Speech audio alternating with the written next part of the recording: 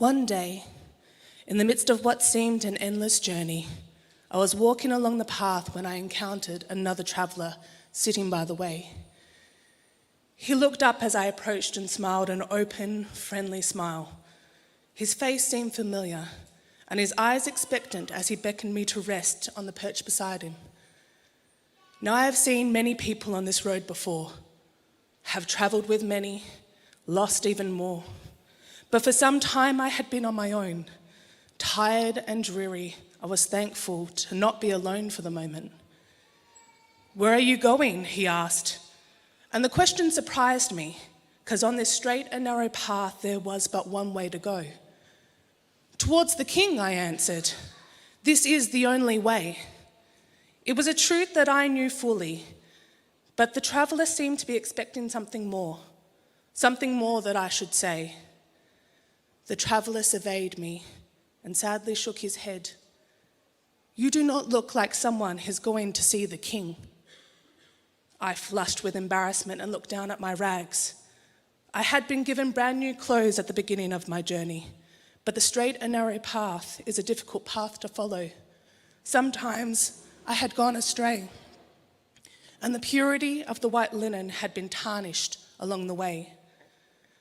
"It's not your attire I'm referring to," he said. "I am looking at your eyes, your expression, your posture. You do not look like someone who is going to see the King who set you free from captivity. Is this not good news?" "Yes, of course," I responded automatically, but too quickly. Truth be told, I had not thought too much about the gospel since I had been saved. Only really when I needed to. But I thought I knew it. I knew it was the good news of Jesus Christ, the King's Son, and what he had done. But I looked down at my feet. Even though it had set me free, I just didn't have the passion that others seemed to have for something so long past. As if he read my thoughts, the traveller said, "To grow in your passion for what Jesus has done, you need to increase your understanding of what Jesus has done." "What does that mean?" I asked. "It means that reminding ourselves of the gospel is the most important daily habit that we can establish." "I do," I lied defensively, "and I have a very good grasp of the gospel." The traveller gently put his hand on my shoulder. He knew that I was lying, but there was no condemnation when I looked into his eyes. His next words were soft but encouraging. "Never be content with your grasp of the gospel. The gospel is life-permeating, world-altering, universe-changing truth. It has more facets than any diamond. Its depths no man will ever exhaust." I had never heard someone speak of the gospel in such a way. I felt my back straighten, my breath quicken, and the hairs on my arms stand up. I wanted to know more. "The personal desolation Christ experienced on the cross," he continued, "is what you and I should be experiencing, but we're not. Instead, Jesus bore it, and he bore it alone." "But why alone?" I asked.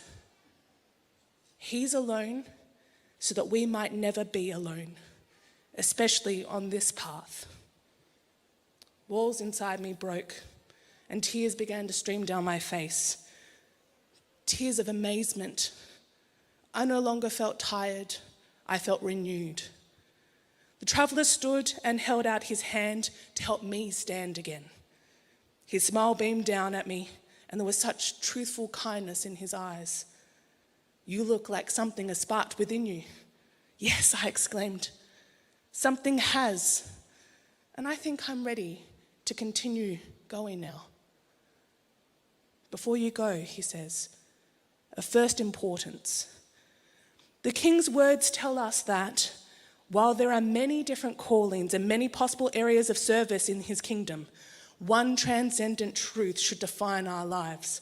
One simple truth should motivate our work and affect every part of who we are. Christ died for our sins. If there is anything in life that we should be passionate about, it should be the gospel. And I don't mean passionate only by sharing it with others.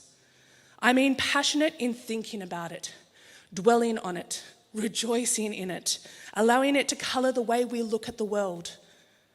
Only one thing can be of first importance to each of us, and only the gospel ought to be. Then he pulled me into embrace and continued to lead the way.